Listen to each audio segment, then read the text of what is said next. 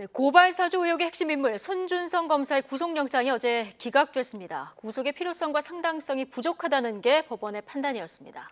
고위공직자 범죄수사처가 손 검사 신병 확보에 실패하면서 앞으로 고발 사주 의혹의 수사도 난항을 겪을 것으로 보입니다. 취재기자 연결합니다. 손유정 기자. 네, 고위공직자 범죄수사처입니다. 네, 어젯밤 손준성 검사의 구속영장이 기각됐는데요. 법원의 판단 내용부터 좀 정리해 주시죠.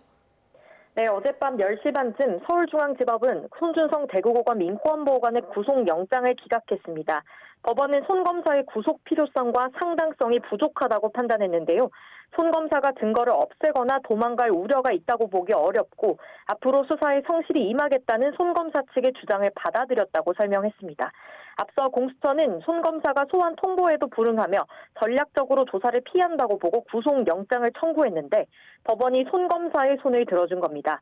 손준성 검사는 윤석열 전 검찰총장 시절이던 지난해 4월 대검 수사정보 정책관으로 일하며 부하 직원 등에게 법률권 인사들에 대한 고발장 작성을 지시하고 이를 국민의힘 김웅 의원에게 전달한 의혹을 받고 있습니다.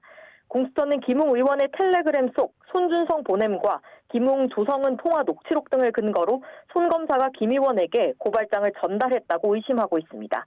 어제 3시간가량 이어진 구속영장 신문에서는 공수처와 손 검사 측이 구속 필요성을 두고 치열한 공방을 벌였는데요. 공수처는 수사팀 주임 검사인 여운국 차장까지 직접 출석해 미리 준비한 PPT로 손 검사의 범죄 혐의를 소명하고 특히 증거인멸 우려를 강하게 주장한 것으로 전해졌습니다. 이에 대해 손 검사 측은 김웅 의원에게 메시지를 보낸 사실은 기억에 없다면서도 고소고발장을 SNS로 전달받은 일이 많았는데 대부분 이를 반송해왔다며 혐의를 부인한 것으로 알려졌습니다.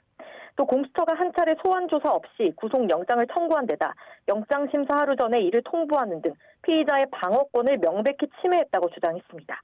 공수처가 손 검사의 신병 확보에 실패하면서 야당의 11월 경선 일정을 의식하며 무리한 수사를 벌였다는 비판을 피할 수 없게 됐습니다. 네, 이렇게 영장이 기각되면서 공수처 수사에는 어떤 영향이 있을 것으로 보이나요? 네, 공수처는 영장 기각 직후 법원의 판단을 존중하며 보강 수사를 거쳐 구속영장 재청구 여부를 판단하겠다는 짧은 입장문을 냈습니다. 하지만 핵심 인물의 신병 확보에 실패하면서 공수처 수사도 타격이 불가피한데요. 고발 사주 의혹 수사에 검사를 추가로 투입하며 힘을 쏟았던 공수처 입장에서는 수사 동력이 약해질 수밖에 없습니다. 일단 공수처는 예정대로 손 검사를 포함한 주요 사건 관계인들과 소환 일정을 조율하겠다는 입장입니다.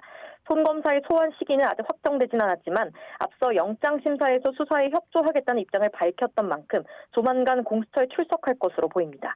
이와 함께 공수처는 또 다른 핵심 인물 김웅 의원도 조만간 불러 조사할 방침입니다. 지금까지 공수처에서 전해드렸습니다.